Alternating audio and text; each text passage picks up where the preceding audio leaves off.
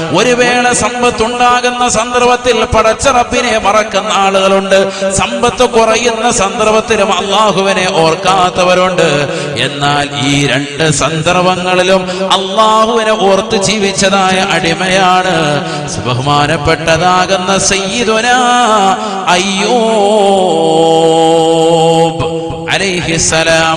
വദ്കുർ അബ്ദനാ അയ്യൂബ്. നബിയേ നമ്മുടെ ദാസനായ അയ്യൂബിനെ കുറിച്ച് ഓർക്കണേ ഓർക്കണേ, അവരെ ഒന്ന് സ്മരിക്കണേ റസൂലേ. ഇന്നാ വജദ്നാഹു സാബിറാ. തന്റെ കയ്യിലുള്ള സമ്പത്ത് മുഴുവനും നഷ്ടപ്പെട്ടു പോയപ്പോഴും, തനിക്ക് അല്ലാഹു നൽകിയിരിക്കുന്ന അധികാരങ്ങൾ നഷ്ടപ്പെട്ടു പോയപ്പോഴും, ആളുകൾ തന്നെ ആക്ഷേപങ്ങൾ ചൊരിഞ്ഞുകൊണ്ട് മാറി ചിന്തിക്കുമ്പോഴും, ജനങ്ങളെല്ലാവരും വെറുക്കുന്ന രോഗങ്ങൾ നൽകിക്കൊണ്ട് പടച്ച റബ്ബ് പരീക്ഷിച്ചപ്പോഴും, ഇന്നാ വജദ്നാഹു സാബിറാ, നാം അദ്ദേഹത്തെ എത്തിച്ചത് ക്ഷമാശീലനായിട്ടെന്ന് പരിശുദ്ധമായ ഖുർആൻ. നിഅമൽ അബ്ദു. പഠിക്കണേ, ഖുർആൻ വ്യക്തമായി പഠിപ്പിക്കുകയാണ്. നിഅമൽ അബ്ദു, എത്ര നല്ല ദാസനാണ് അയ്യൂബ്. ഇന്നഹു അവ്വാബ്. വിഷമങ്ങളും പ്രയാസങ്ങളും ഉണ്ടായപ്പോഴും പടച്ച റബ്ബിലേക്ക് തൗബ ചെയ്തുകൊണ്ട് മടങ്ങിയവനാണ്. അല്ലാഹുവേ, പടച്ച റബ്ബേ, എനിക്കെല്ലാവിധമാകുന്ന ആഫിയത്തും നൽകണേ അല്ലാ. പടച്ച റബ്ബേ, നിന്നിലേക്ക് ഞാനിതാ തൗബ ചെയ്തു മടങ്ങുന്നു അല്ലാ. തെറ്റുകൾ ചെയ്യാതെ പടച്ച റബ്ബിലേക്ക് സദാ സമയം ഹൃദയവും ശരീരവും തിരിച്ചതാകുന്ന അയ്യൂബ് നബി അലൈഹിസ്സലാമിന് അല്ലാഹു സുബ്ഹാനഹു വ തആല ശരീരമാസകലം പടർന്ന് പന്തലിക്കുന്ന രോഗം നൽകിയിട്ട് പോലും പടച്ച റബ്ബിനെ മറക്കാതെ ദിക്റിലുമായി കഴിഞ്ഞുകൂടിയതായ വ്യക്തിത്വമായ അയ്യൂബ് നബി അലൈഹിസ്സലാം, അദ്ദേഹത്തെ കുറിച്ച് ഖുർആൻ വാനോളം പുകഴ്ത്തുകയാണ്. നിഅമൽ അബ്ദു ഇന്നഹു അവ്വാബ്. ബഹുമാനപ്പെട്ട അയ്യൂബ് നബി അലൈഹിസ്സലാം അല്ലാഹുവിനോടൊരു പരിഭവം പറയുന്നില്ല. അല്ലാഹുവേ, എനിക്ക് ഈ രോഗം നൽകിയല്ലോ റബ്ബേ, എന്നെ നീ പരീക്ഷിച്ചല്ലോ അല്ലാ. ഞാൻ നമസ്കരിച്ചവനാണ്, ഞാൻ നോമ്പ് പിടിച്ചവനാണ്, ഞാൻ സക്കാത്ത് കൊടുത്തവനാണ്, ഞാൻ പാപങ്ങളുടെ കണ്ണീരപ്പിയവനാണ്, ഞാൻ നിരാലംബർക്ക് അവലംബമായവനാണ്, ഞാൻ നിരാശ്രയർക്ക് ആശ്രയത്വം കൊടുത്തവനാണ്, ഞാൻ ഖുർആൻ ഖത്മ് തീർത്തവനാണ്, ഞാൻ ദിക്ർ ചൊല്ലിയവനാണ്, ഞാൻ അതോദിയവനാണ്, ഇതോദിയവനാണ്, ഞാൻ ഇന്ന മജ്ലിസിൽ പങ്കെടുക്കുന്നവനാണ്. എന്നിട്ടും അല്ലാഹു എനിക്ക് ഈ പരീക്ഷണങ്ങൾ നൽകിയല്ലോ. എത്രയെത്ര ആളുകളാണ് നമുക്കിടയിൽ ഈ രീതിയിലുള്ള കമന്റുകൾ പറയുന്നത്. സഹോദരാ, ഈ രീതിയിൽ വിലപിക്കുന്ന ഉമ്മമാരില്ലേ, സഹോദരിമാരില്ലേ? ഉസ്താദേ, ഞാൻ ഖുർആൻ ഖത്മ് തീർത്തവളാണ്, ഞാൻ റൂഹ് ബയാൻ മജ്ലിസിൽ നിലകൊള്ളുന്നവളാണ്, ഞാൻ ഖത്മുകൾ തീർത്തവളാണ്, ഞാൻ തഹജ്ജുദ് നമസ്കരിക്കുന്നവളാണ്, ഞാൻ ഇന്ന ദിക്റുകൾ കൃത്യമായി മുടങ്ങാതെ പാരായണം ചെയ്യലുണ്ട്. എന്നിട്ടും എനിക്ക് ഇത്തരത്തിലുള്ള വിപത്തുകൾ അല്ലാഹു നൽകിയല്ലോ എന്ന് പറയുന്ന പെങ്ങളെ, പഠിക്കേണ്ട ചരിത്രമാണ് അയ്യൂബ് നബി അലൈഹിസ്സലാം. എല്ലാ പ്രതിസന്ധികളുടെ ഘട്ടങ്ങളിലും ഒരേ ഒരു വാക്യം മാത്രമാണ്, ഹസ്ബുനല്ലാഹു വനിഅമൽ വകീൽ, നിഅമൽ മൗലാ വനിഅമൻ നസീർ. മഹാനായ ഇബ്രാഹിം നബി അലൈഹിസ്സലാമിനെ തീക്കുണ്ടാരത്തിലേക്ക് വലിച്ചെറിഞ്ഞപ്പോഴും ബഹുമാനപ്പെട്ടവരുടെ ചുണ്ടിൽ തത്തിക്കളിച്ച ദിക്റും ഇത് തന്നെയാണ്. അയ്യൂബ് നബി അലൈഹിസ്സലാം പ്രതിസന്ധികളുടെ കയത്തിലേക്ക് മുങ്ങിത്താഴുമ്പോഴും ബഹുമാനപ്പെട്ടവർ പറയുന്ന വചനം, ഹസ്ബുനല്ലാഹു വനിഅമൽ വകീൽ. എനിക്ക് സമ്പത്ത് നൽകിയത് അല്ലാഹുവാണ്, ആ സമ്പത്ത് തിരിച്ചെടുക്കാൻ കഴിവുള്ളവനും അവൻ തന്നെയാണ്. അവൻ ഈ ലോകത്തിന്റെ സൃഷ്ടികർത്താവാണ്, അവൻ ഈ ലോകത്തിന്റെ പരിപാലകനാണ്, അവൻ ഈ ലോകത്തിന്റെ സർവാധികാരിയാണ്, ഈ ലോകത്തുള്ള സർവ്വ ജീവജാലങ്ങൾക്കും ആഹാരം നൽകുന്നവനാണ്. അങ്ങകലെ കത്തിച്ചൊലിക്കുന്നതാകുന്ന നരകകുണ്ടാരങ്ങളെ സൃഷ്ടിച്ചതും അല്ലാഹുവാണ്, പടച്ച റബ്ബാണ്. ലോകത്തുള്ള സർവ്വ സൃഷ്ടിജാലങ്ങളും ജീവജാലങ്ങൾക്കും ആഹാരം നൽകുന്നവൻ അവനാണ്. അവൻ എന്ത് തീരുമാനിക്കുന്നു ആ തീരുമാനത്തിൽ ഞാനിതാ പരിപൂർണമായി ഉറച്ചു നിൽക്കുന്നു എന്ന് പറഞ്ഞുകൊണ്ട് അയ്യൂബ് നബി അലൈഹിസ്സലാം പരിപൂർണമായി ക്ഷമ അവലംബിക്കുകയാ. അയ്യൂബ് നബി അലൈഹിസ്സലാം അല്ലാഹുവിനോട് പരാതി പറയുന്നില്ല, വേവലാതിപ്പെടുന്നില്ല. എന്റെ രോഗമൊന്ന് ശിഫയാക്കിത്താ അല്ലാഹ് പറയുന്നതേ ഇല്ല. കാരണം എനിക്ക് രോഗം നൽകിയത് ആരാൻ? അല്ലാഹയാണ്. അതുകൊണ്ട് റബ്ബിനോട് ഞാനിത് പറയേണ്ട ആവശ്യമില്ല, അല്ലാഹ്ക്കറിയാതെ. പടച്ച റബ്ബിനറിയാവല്ലോ. പിന്നെന്താ അദ്ദേഹം പറഞ്ഞത്? ദാ കേട്ടോ, ഖുർആൻ പറയാണ്, വഅയ്യൂബ ഇദ നാദാ റബ്ബഹു അന്നീ മസ്സനിയൽ-ളുർറു വഅൻത അർഹമുർ റഹീമീൻ. وأيوب إذ نادى ربه أني مسني الضر وأنت أرحم الراحمين فاستجبنا له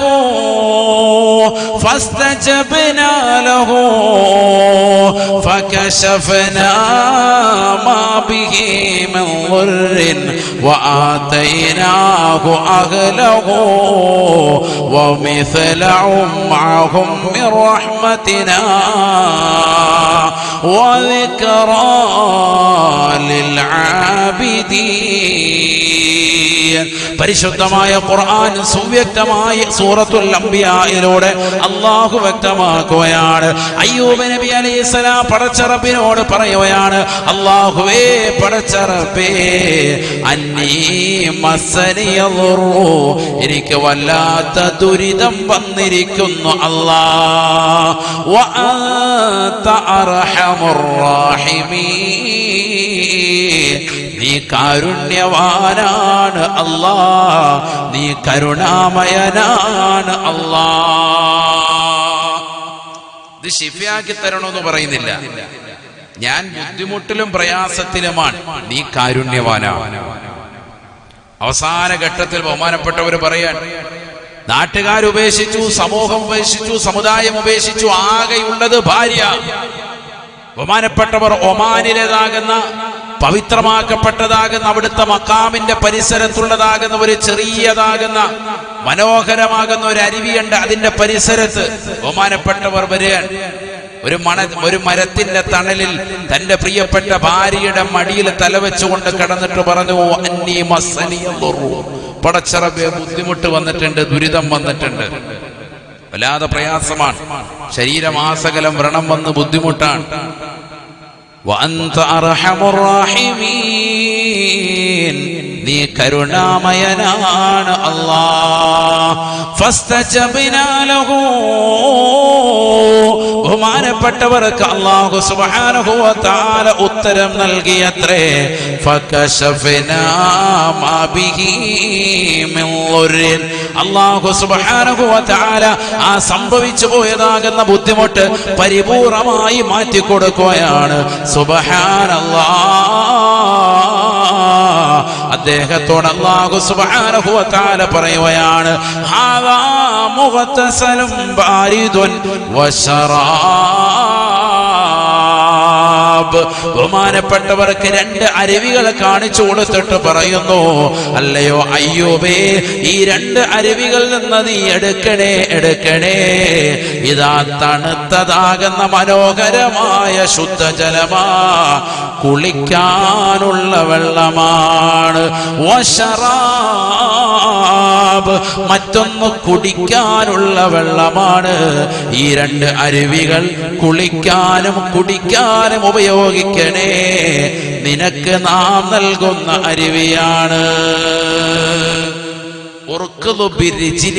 നിന്റെ കാലിട്ടൊന്ന് ജസ്റ്റ് ഒന്ന് അടിക്കാൻ പറഞ്ഞു. അല്ലാഹ് പറഞ്ഞു ആരോട്? ബഹുമാനപ്പെട്ട അയ്യൂബ് നബി അലൈഹിസ്സലാമിനോട്. മറ്റൊരായത്താണ്, നിന്നെ കാലുകൊണ്ടൊന്ന് ചവിട്ടണേ, ഇതാ നിനക്ക് മനോഹരമായ കുളിക്കാനും കുടിക്കാനുമുള്ള വെള്ളം നിന്റെ കാൽ ചുവട്ടിൽ ഇതാ റെഡിയാണ്. നമ്മള് പെരുന്നാളിന്റെ സന്ദർഭത്തിൽ ബഹുമാനപ്പെട്ട ഇസ്മായിൽ നബി അലൈഹി ഇസ്ലാമിന്റെ ചരിത്രം പറയുമ്പോൾ സംസമിനെ കുറിച്ച് പറയുമ്പോൾ നമ്മൾ പഠിച്ചിട്ടുണ്ട്. ഇസ്മായിൽ നബി അലൈഹി ഇസ്ലാമിന്റെ പാദമിച്ചടിച്ച സ്ഥലത്താണ് എന്ത് വന്നത്? സംസം.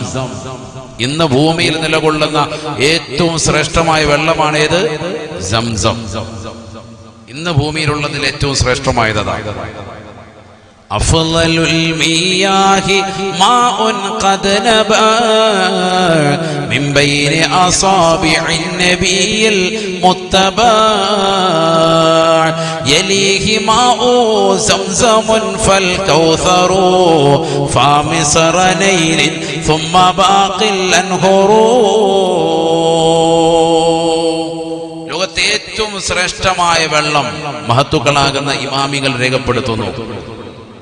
കൻസുർ റാഗിബീൻ എന്ന് പറയുന്ന അതിശ്രേഷ്ഠമായ മഹല്ലി എന്നറിയപ്പെടുന്ന ഗ്രന്ഥം, മഹല്ലി ഇമാമിന്റെ ഗ്രന്ഥം, അതിന്റെ 1-ാം വാല്യം 18-ാമത്തെ പേജിൽ ഖല്ലൂബി ഉമൈറ എന്ന ഷറഹിൽ ഈ ബൈത്ത് കിടപ്പുണ്ട്. അഫ്ളലുൽ മിയാഹി മാഉൻ ഖദ് നബാ മിൻ ബൈനി അസാബിഇൻ നബിയിൽ മുത്തബാ യലീഹി മാഉ സംസമുൻ ഫൽ കൗസറു ഫാമിസറ നൈലിൻ ثم ബാഖിൽ അൻഹുറു. ലോകത്തെ ഏറ്റവും ശ്രേഷ്ഠമായ വെള്ളം മുത്തുനബി സല്ലല്ലാഹു അലൈഹി വസല്ലമ തങ്ങളുടെ സംശുദ്ധമാക്കപ്പെട്ടതാകുന്ന വലത് കൈയുടെ 2 വിരലുകൾക്കിടയിലൂടെ ഉത്ഭവിച്ചതാണ്. അത് ഹുദൈബിയയിൽ വെച്ചുകൊണ്ട് നടന്ന സംഭവമാണ്. വെള്ളമില്ലാതെ വിഷമിച്ചതാകുന്ന 1500ഓളം വരുന്ന സ്വഹാബത്ത് കുടിക്കാനും കുളിക്കാനും വുളൂ ചെയ്യാനും ഒന്നുമില്ല എന്ന് പറഞ്ഞപ്പോ ഉള്ള വെള്ളം കൊണ്ടുവരാൻ പറഞ്ഞു. അതിനുള്ളിലേക്ക്, ആ പാത്രത്തിനുള്ളിലേക്ക് പരിശുദ്ധ പ്രവാചകൻ തന്റെ ശറഫാക്കപ്പെട്ട കൈ വെച്ചു. സുബ്ഹാനല്ലാഹ്, വലത് കൈയുടേതാകുന്ന 2 വിരലുകൾക്കിടയിൽ നിന്ന് ഉത്ഭവിച്ചു. അത് അന്നുള്ള 1500ഓളം വരുന്ന സ്വഹാബത്ത് കുടിച്ചു, ആവശ്യത്തിന് ഉപയോഗിച്ചു, അംഗസ്നാനം ചെയ്തു. അന്ന് നിലച്ചു. കയ്യിലെടുത്തപ്പോ വെള്ളം നിലച്ചു. ഉറവ് പൊട്ടി ഒഴുകി. എവിടുന്ന്? കൈയുടെ വിരലിന്റെ ഇടയിൽ. ആരുടെ? അഷ്റഫുൽ ഖൽഖ് മുഹമ്മദ് മുസ്തഫ. ലോകത്തെ ഏറ്റവും ശ്രേഷ്ഠമായ വെള്ളം മുത്തുനബിയുടെ കയ്യിൽ നിന്ന് പുറപ്പെട്ട അന്നത്തെ വെള്ളമാണ്. രണ്ടാമത്തേത് ഏതാണ്? യലീഹി മാഉ സംസം, പരിശുദ്ധമായ സംസമാണ്. രണ്ടാമത്തെ വെള്ളം അതാണ്. ഫൽ കൗസറു, പിന്നീട് ശ്രേഷ്ഠതയുടെ വിഷയത്തിൽ 3-ാം സ്ഥാനം ഹൗദുൽ കൗസറിനാണ്. ഉസ്താദിന് തെറ്റി പോയോ? ഹൗദുൽ കൗസർ 3-ാം സ്ഥാനമുള്ളൂ. അങ്ങനെ കരുതണ്ട. ശ്രേഷ്ഠതയുടെ വിഷയത്തിൽ 3-ാം സ്ഥാനം. അതെന്താ കാരണം? 1-ാം സ്ഥാനം മുത്തുനബിയുടെ ശരീരത്തിൽ നിന്ന് ഉറപ്പെട്ടത്. നബി തങ്ങളുടെ ശരീരം സുന്നികളാകുന്ന നമ്മളെ സംബന്ധിച്ചിടത്തോളം ഏറ്റവും വിലപ്പെട്ടതാണ്. ആ പ്രവാചകന്റെ ശരീരത്തിൽ നിന്ന് പുറപ്പെടുന്ന എന്ത് വസ്തുവും അതിന് ബറക്കത്തുണ്ടാവും. അങ്ങനെ വിശ്വസിക്കുന്നവരാണ് നമ്മൾ. അതുകൊണ്ട് ശരീരത്തിൽ നിന്ന് പുറപ്പെട്ടതിന് 1-ാം സ്ഥാനം. ഹൗദുൽ കൗസർ 3-ാം സ്ഥാനം. എന്തുകൊണ്ട്? പ്രവാചകർക്ക് നൽകുന്ന വസ്തുവാണത് ഹൗദുൽ കൗസർ. നബിയുടെ ശരീരവുമായി ബന്ധപ്പെട്ട് കിടക്കുന്നതല്ല. പറഞ്ഞ മനസ്സിലായ നിങ്ങൾക്ക്? ഹൗദുൽ കൗസർ നാളെ സ്വർഗത്തിൽ കിട്ടുന്ന ഒരു പാനീയമാണ്. അത് ആർക്ക് കൊടുക്കുന്നതാണ്? മുത്തുനബിക്കായിട്ട് നൽകുന്നതാണ്. അത് 3-ാം സ്ഥാനമാകാൻ കാരണം എന്തുകൊണ്ട്? നബിയുടെ ശരീരത്തിൽ നിന്ന് പുറപ്പെട്ടതല്ല. അത് നബിക്ക് അങ്ങോട്ട് നൽകുന്നതായ സമ്മാനമാണത്. ഇന്ന അഅതൈനാകൽ കൗസർ, നബിയെ തങ്ങൾക്കിതാ നാം ഹൗദുൽ കൗസർ നൽകിയിരിക്കുന്നു. ഒരർത്ഥം. അല്ലാഹു തൗഫീഖ് നൽകട്ടെ. അതുകൊണ്ടത് 3-ാം സ്ഥാനമായി. 2-ാം സ്ഥാനം ഏതിന്? സംസമിന്. അതെന്താ? ബഹുമാനപ്പെട്ടതാകുന്ന ഇസ്മായിൽ നബി അലൈഹിസ്സലാം എന്ന് പറയുന്ന പ്രവാചകന്റെ വല്ലുപ്പ തന്നെയാണ്. മുത്തുനബിയുടെ വല്ലുപ്പ തന്നെയാണ്. ഇസ്മായിൽ നബി അലൈഹിസ്സലാമിന്റെ പരമ്പരയിലൂടെയാണ് ആര് വന്നിട്ടുള്ളത്? മുഹമ്മദ് റസൂലുള്ളാഹി സ്വല്ലല്ലാഹു അലൈഹി വസല്ലം തങ്ങൾ ഉദയം ചെയ്തത്. അതുകൊണ്ട് തന്നെ അവിടുത്തെ പാദസ്പർശം കൊണ്ട് അനുഗ്രഹിക്കപ്പെട്ട വെള്ളമാണ് 2-ാം സ്ഥാനം. 3 ഹൗദുൽ കൗസർ. പക്ഷെ ഹൗദുൽ കൗസറിന് വേറെ മഹത്വമുണ്ട്. പറഞ്ഞപ്പോ ഒരുപാട് അങ്ങോട്ട് ഞാൻ തിരിച്ചു വരാം. വേറെ ശ്രേഷ്ഠതകളുണ്ട്. നബിയന റസൂലുള്ളാഹി സ്വല്ലല്ലാഹു അലൈഹി വസല്ലം തങ്ങൾ പറഞ്ഞില്ലയോ? അഹ്ലാ മിനൽ അസലി വഅബയദു മിനൽ ലബനി, പാലിനേക്കാൾ വെണ്മയാണ്, തേനിനേക്കാൾ മധുരമാണ്. പാലിനേക്കാൾ നല്ല വെളുപ്പ് തൂവെള്ളയാണ് ഇത് ഹൗദുൽ കൗസർ. തേനിനേക്കാൾ മധുരമാണ്. മൻ ശരിബ മിൻഹാ ലം യളമഅ ബഅദഹാ അബദാ. അതിൽ നിന്നൊരൊറ്റ കവിള് കുടിച്ചാൽ തന്നെ പിന്നീട് ഒരിക്കലും ദാഹനം ഉണ്ടാവുകയില്ല എന്നും നബിയുനാ റസൂലുള്ളാഹി. അതൊക്കെ ഹൗദുൽ കൗസറിന്റെ മഹത്താണ്, അത് അതിന്റെ ശ്രേഷ്ഠത. അപ്പം ശ്രദ്ധിക്കൻ, ഒന്നാം സ്ഥാനം മുത്തുനബി സല്ലല്ലാഹു അലൈഹി വസല്ലമ തങ്ങളുടെ ശരീരത്തിൽ നിന്ന് ഹുദൈബിയയിൽ വെച്ചുകൊണ്ട് ഉത്ഭവിച്ചതാകുന്ന വെള്ളം, അത് കഴിഞ്ഞിട്ടുണ്ട്, ഇനി ആ വെള്ളം ഇല്ല. രണ്ടാം സ്ഥാനം ബഹുമാനപ്പെട്ടതാകുന്ന ഇസ്മായിൽ നബി അലൈഹിസ്സലാമിന്റെ പാദസ്പർശം കൊണ്ട് അനുഗ്രഹീതമാക്കപ്പെട്ടതായ പവിത്രമാക്കപ്പെട്ട സംസം. 3 ഹൗദുൽ കൗസർ, 4 നൈൽ നദിയിലെ വെള്ളം. കാരണം നൈൽ നദിയിലെ വെള്ളം, നൈലിന്റെ ഉത്ഭവം ഇപ്പോഴും ശാസ്ത്രം കണ്ടെത്തിയിട്ടില്ല. വിശാലമായി കിടക്കുന്നതാകുന്ന, പ്രവിശാലമായി കിടക്കുന്ന നൈൽ, നമ്മുടെ കേരളത്തിൽ തന്നെ എത്രയോ നദികളുണ്ട്, അതിന്റെയൊക്കെ ഉത്ഭവങ്ങൾ കണ്ടെത്തിയിട്ടുണ്ട്. എവിടെ നിന്നാണ് അത് ഉത്ഭവിക്കുന്നത്, അതിന്റെ തുടക്കം. പക്ഷെ നൈൽ നദിയുടെ ഉത്ഭവം ഒരു ഹദീസിൽ കാണാം, തഹത്തുൽ അർശ്, അർശിന്റെ താഴ്ഭാഗത്ത് നിന്നാണ് അത്ര. സുബ്ഹാനല്ലാഹ്. ഇന്നും ശാസ്ത്രം കണ്ടെത്താത്തതാകുന്ന ഒരു നദി, അതിന്റെ ഉത്ഭവം ഉണ്ടെങ്കിൽ ഏതാണത്? നൈൽ നദിയാണ്. അതുകൊണ്ട് തന്നെ 4ാം സ്ഥാനം നൈൽ നദി. മൂസാ നബി അലൈഹിസ്സലാം അടക്കമുള്ളതാകുന്ന മഹത്തുക്കളുടെ ശരീരം സ്പർശിച്ചിട്ടുണ്ട്. ഒരുപാട് മഹത്തുക്കളുടേതാകുന്ന ശരീരം അതിൽ സ്പർശിച്ചിട്ടുണ്ട്. നൈൽ നദി 4ാം സ്ഥാനമാണ് അതിനുള്ളത്. പിന്നെ ലോകത്തുള്ള എല്ലാ വെള്ളവും ഒരേ സ്ഥാനമാണ്. ഇടയ്ക്ക് ഞാനൊന്ന് പറഞ്ഞു എന്ന് മാത്രം, ഒന്ന് മനസ്സിലാക്കിയിരിക്കാൻ വേണ്ടി. എന്തിനാണത് പറഞ്ഞത്? ഇന്ന് നമ്മുടെ കൈവശമുള്ള വെള്ളങ്ങൾ വെച്ച് ഏറ്റവും ശ്രേഷ്ഠമായ വെള്ളമാണ് സംസം. അത് മനസ്സിലാക്കുക. പലരും ഹജ്ജ് ഉംറയൊക്കെ കഴിഞ്ഞിട്ട് തിരിച്ചു വരും, ഈ വെള്ളം കൊണ്ടുവന്ന് അങ്ങനെ തന്നെ വെക്കും. 5 ലിറ്റർ കിട്ടിയത് സൂക്ഷിച്ച് നിധി പോലെ വെക്കാൻ. അല്പം വെക്കണം, എപ്പോഴും വേണ്ടതാണ്. പക്ഷെ എന്നാലും സ്വന്തം വാപ്പ ഉമ്മ ജീവിതത്തിൽ ഒരിക്കലും മക്കയും മദീനയും ഒന്നും കാണാൻ പോലും പറ്റാത്തവർക്ക് ഒരു ഗ്ലാസ് തികച്ചു പോലും കൊടുക്കൂല, പിടിച്ചു വെച്ചാണ് കൊടുക്കുക. ഒരു ഗ്ലാസ് അവർക്കൊന്ന് വയറരിച്ച് കൊടുക്കണ്ടേ? അള്ളാഹു തൗഫീഖ് നൽകട്ടെ. മക്കയിലും മദീനയിലും ഒക്കെ പോകുമ്പോൾ, മക്കത്തൊക്കെ ചെല്ലുമ്പോൾ ധാരാളം കിട്ടും. ഉംറയ്ക്ക് പോകുമ്പോഴും ഹജ്ജിന് പോകുമ്പോഴും അള്ളാഹു നമുക്കൊക്കെ അതിന് തൗഫീഖ് നൽകട്ടെ. ആമീൻ പറയിൻ. അള്ളാഹു നമുക്ക് എല്ലാവർക്കും ഹജ്ജിനും ഉംറയ്ക്കും തൗഫീഖ് നൽകട്ടെ. വയറ് നിറച്ചു കുടിക്കണമെന്നാണ് സംസം വെള്ളം. വയറ് നിറച്ചു കുടിക്കുന്നവൻ മുഅ്മിൻ, വയറ് നിറയ്ക്കാത്തവൻ മുനാഫിഖ്. സയ്യിദുനാ റസൂലുള്ളാഹി കപട വിശ്വാസിയാണ്. വയറ് നിറയ്ക്കണം. നിന്റെ ഖൽബും നിന്റെ ഹൃദയവും നിന്റെ ശരീരത്തിന്റെ മജ്ജയും മാംസവും ഒക്കെ സംസം വെള്ളത്താൽ നിറയട്ടെ. ഏറ്റവും പോഷകാഹാരമുള്ളതാകുന്ന വെള്ളമാണ്. അബൂദർ ഗിഫാരി റളിയല്ലാഹു അൻഹു 1 മാസക്കാലം മുഴുവനും അത് കുടിച്ചു.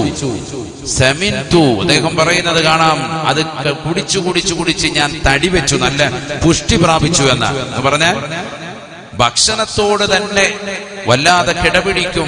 എല്ലാ പോഷകങ്ങളും ചേർന്നിട്ടുള്ളതാകുന്ന വളരെ വലിയ പ്രോട്ടീൻ ഉള്ളതാകുന്ന വെള്ളമാണ് സംസം. അല്ലാഹു ആവോളം നുകരാൻ തൗഫീഖ് നൽകട്ടെ. ആർക്കും കൊടുക്കാതെ പിടിച്ചു വെച്ച് അവസാനം വാപ്പ മരിക്കാറായി കിടക്കുമ്പോ ഒരു പഞ്ഞിക്കകത്ത് മുക്കിയിട്ട് ചുണ്ടിങ്ങനെ നനച്ചു കൊടുക്കാൻ വേണ്ടി വരികയാണ്. സാധാ എന്റെ വാപ്പ ഇതുവരെ വെള്ളം പോലും കുടിക്കുന്നില്ല. വാപ്പ രോഗശൈലി കിടക്കുന്നതിന് മുമ്പ് ഒരു ഗ്ലാസ് കൊടുത്തിരുന്നെങ്കിൽ, നീയത്ത് വെച്ച് കുടിച്ചിരുന്നെങ്കിൽ അദ്ദേഹം ഈ കടപ്പ് കിടക്കൂല, ആരോഗ്യത്തോട് എഴുന്നേറ്റിരുന്നേന്. കാരണം സംസം വെള്ളം ലിമാ ശുരിബ ലഹു, എന്ത് നീയത്ത് വെച്ച് കുടിച്ചോ ആ കാര്യം ഹാസിലാകുമെന്നും സയ്യിദുനാ റസൂലുള്ളാഹി സ്വല്ലല്ലാഹി അലൈഹി വസല്ലം. സംസം വെള്ളമൊക്കെ കിട്ടുമ്പോൾ ഒറ്റ കമത്തിൽ കുടിക്കണ്ട, ഇരുന്ന് തലയിൽ നല്ലതുപോലെ തൊപ്പിയൊക്കെ ഇട്ട് തല മറച്ച് നീയത്ത് വെച്ച് കിബിലയ്ക്ക് അഭിമുഖമായിരുന്ന് 3 ഇറുക്കായിട്ട് ബിസ്മി ചൊല്ലി തന്നെ നല്ല നീയത്ത് വെച്ച് കുടിക്കാൻ. നീയത്ത് വെച്ച് കുടിക്കണം. ഏറ്റവും വലിയ മർമ്മപ്രധാനമായ കാര്യമാണത്.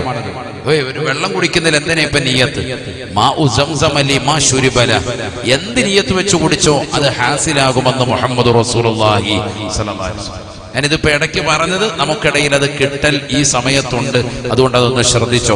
അള്ളാഹു തൗഫീഖ് നൽകട്ടെ. അള്ളാഹു തൗഫീഖ് നൽകട്ടെ. ആ സംസം വെള്ളം അത് ഉറവ് പൊട്ടി ഒഴുകിയത് ബഹുമാനപ്പെട്ട ഇസ്മായിൽ നബി അലൈഹി ഇസ്ലാമിന്റെ പാദസ്പർശം കൊണ്ടാണ്. രണ്ടാം സ്ഥാനം ഇന്ന് നിലകൊള്ളുന്നതാകുന്ന വെള്ളങ്ങളിൽ ഒന്നാം സ്ഥാനവും കരഗതമാക്കാൻ കാരണമായത് അതാണ്. നോക്കൂ, നിങ്ങൾ അയ്യൂബ് നബി അലൈഹി സ്വലാമിനോട് പറഞ്ഞു കാലിട്ടൊന്ന് അടിക്കാൻ. നിങ്ങൾ ഒമാനിൽ പോയിട്ടുണ്ടെങ്കിൽ ആ സ്ഥലം നിങ്ങൾക്ക് കാണാൻ സാധിക്കും. അൽഹംദുലില്ലാഹ്, അള്ളാഹുവിന്റെ തൗഫീഖ് കൊണ്ട് പല പ്രാവശ്യവും ഈ വിനീതന് സാധ്യമായിട്ടുണ്ട്. അള്ളാഹു നമുക്കൊക്കെ അത് പോകാനും ആ മഹത്തുക്കളെയൊക്കെ ഒന്ന് സിയാറത്ത് ചെയ്യാനും അള്ളാഹു തൗഫീഖ് നൽകട്ടെ. അവിടുത്തെ മഖാമി എന്ന് പറയപ്പെടുന്ന പവിത്രമായ ആ ഖബർസ്ഥാനിന്റെ താഴ്ഭാഗത്തായി മനോഹരമാകുന്ന ഒരു അരുവി കാണാം. നിങ്ങളൊന്ന് മനസ്സിലാക്കണം, ഖുർആൻ പറഞ്ഞതുപോലെ തന്നെ ഇന്നും നിലകൊള്ളുന്നു. ഹാദാ മുഗ്തസലും ബാരിദുൻ. ഇതാ തണുത്തതാകുന്ന കുളിക്കാനുള്ളതാകുന്ന ശുദ്ധജലം. നിങ്ങൾ അവിടെ പോയി കയ്യിൽ നിട്ട് നോക്ക്, ഐസ് വാട്ടറാണ്, നല്ല തണുപ്പാണ്. ഇപ്പോഴും ഏത് കാലാവസ്ഥയിൽ ചെന്നാലും. ആർക്കാണ് ഇവിടെ നിരീശ്വരവാദത്തിന് പോകാൻ ഇത്ര താല്പര്യം?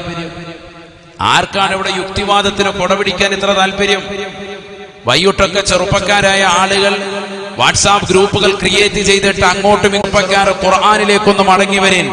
ഖുർആൻ വെല്ലുവിളിക്കുന്നു, ഹാദാ മുഗ്തസലും ബാരിദുൻ വശറാബ്.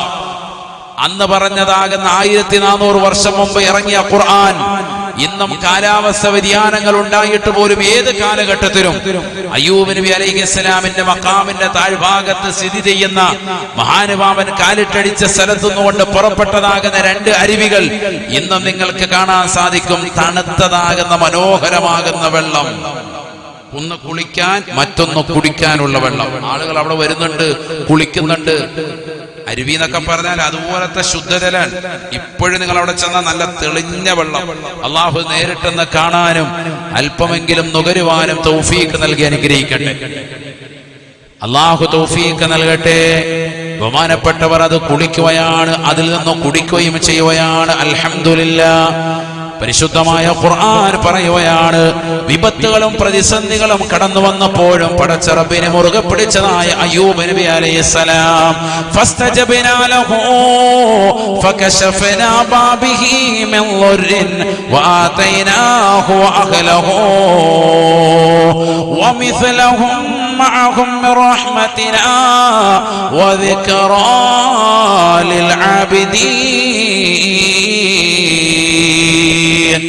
പ്രതിസന്ധികളും പ്രയാസങ്ങളും ഉണ്ടായപ്പോൾ പടച്ച റബ്ബിനെ മുറുകെ പിടിച്ചു അയ്യൂബ് നബി അലൈഹിസ്സലാം. നന്മയുടെ സമയത്തും ക്ഷേമമുള്ള സമയത്തും ക്ഷാമത്തിന്റെ സന്ദർഭത്തിലും അള്ളാഹുവിനെ മുറുകെ പിടിച്ചു അയ്യൂബ് നബി അലൈഹിസ്സലാം. ആരോഗ്യമുള്ള ഘട്ടത്തിലും അനാരോഗ്യത്തിന്റെ അവസ്ഥയിലും അള്ളാഹുവിനെ ശുക്ർ ചെയ്ത് നിലകൊണ്ടു അയ്യൂബ് നബി അലൈഹിസ്സലാം. അതുകൊണ്ട് തന്നെ പടച്ച റബ്ബ് വിളിക്കുന്നത് അയ്യൂബിന് സാബിർ, ക്ഷമാശീലനാകുന്ന വ്യക്തിത്വമാണ്. അള്ളാഹുവിന് ഇഷ്ടദാസന്മാരിൽ പ്രമുഖനാണ് അയ്യൂബ് നബി അലൈഹിസ്സലാം. അദ്ദേഹത്തിന്റെ കുടുംബത്തെയും നാം തിരിച്ചു നൽകി. വആതൈനാഹു അഹ്ലഹു വമിസ്ലഹും മഅഹും മിർ റഹ്മതിനാ. മുമ്പുണ്ടായിരുന്നതിനേക്കാൾ ഇരട്ടി സമ്പത്തും മുമ്പുണ്ടാതിനേക്കാൾ ഇരട്ടി സന്താനങ്ങളും ഇണകളും നാം നൽകി അദ്ദേഹത്തിന് അനുഗ്രഹിച്ചു. ഖുർആനാണ്. വആതൈനാഹു അഹ്ലഹു വമിസ്ലഹും മഅഹും മിർ റഹ്മതിനാ. നേരത്തെ ഉണ്ടാതിനേക്കാളൊക്കെ ഇരട്ടി കൊടുക്കാൻ. എന്താ കാരണം? വിഷമവും പ്രയാസവും ഉണ്ടായപ്പോഴും അല്ലാഹയെ മുറുകെ പിടിച്ചു. ഇന്ന് നമുക്കില്ലാതെ പോയ വസ്തുത അതാണ്. ഇന്ന് നമ്മുടെ തലമുറയിൽ നഷ്ടപ്പെട്ടു പോയതാണ്. 2 രീതിയിലുള്ള മനുഷ്യന്മാരുണ്ട്. ഒന്ന്, സമ്പത്ത് കൂടുമ്പോൾ പടച്ച റബ്ബിനെ തീരെ ഓർക്കാത്ത വിഭാഗം ആളുകളുണ്ട്. എന്നാൽ സമ്പത്ത് കൂടുന്ന സന്ദർഭത്തിലും ഓർക്കുന്നവരുമുണ്ട്, വളരെ കുറഞ്ഞ വിഭാഗം. മറ്റു ചില വിഭാഗങ്ങൾ സമ്പത്തില്ലാതെ വരുമ്പോൾ മാത്രം അല്ലാഹയെ ഓർക്കും. അപ്പൊ പള്ളിക്കകത്തുണ്ട്, സാറേ എന്തെങ്കിലും ഒരു ദിക്ർ തരണം, രക്ഷപ്പെടാൻ വേണ്ടിയാ. ആ ലാഹവരുടെ ഇജാത്ത് കിട്ടിയിരുന്ന കൊള്ളായിരുന്നു. ഏത് സൂറത്താണ് ഓതേണ്ടത്? സമ്പത്തില്ല, ബുദ്ധിമുട്ടാണ്, ഞെരുക്കമാണ്, പ്രയാസം. കാശില്ലാത്ത സമയത്ത് ഹാജിയർ 5 വക്കത്ത് പള്ളിയിലുണ്ട്.